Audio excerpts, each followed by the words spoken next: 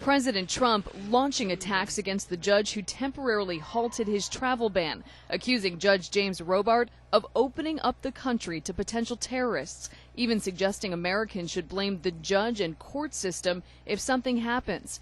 All this after calling Robart, a Bush appointee, a so-called judge when the ruling was handed down on Friday. The President of the United States has every right to criticize the other two branches of government. Vice President Pence defending the president's tirade against the judiciary and saying the White House believes Robart's ruling will be overturned. We're very confident the president's operating within his authority as president. This intensifying legal battle comes as President Trump faces criticism for comments he made in a Super Bowl interview, equating the American government's actions with Russian President Putin's regime. Do you respect Putin? I do respect him. Do you? Why?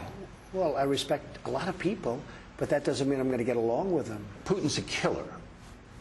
A lot of killers. You got a lot of killers. Why, you think our country's so innocent? That remark provoking sharp rebuke from members of the president's own party. Putin's a former KGB agent. He's a thug. I don't think there's any equivalency between the way the Russians that conduct themselves and the way the United States does.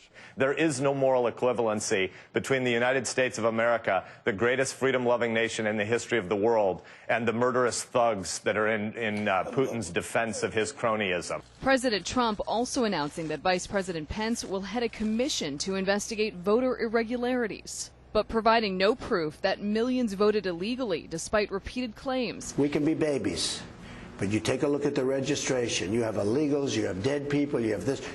It's really a bad situation. It's really bad. And the president acknowledging that the timetable to replace Obamacare could take longer than promised. I would like to say by the end of the year, at least the rudiments, but we should have something within the year and the following year.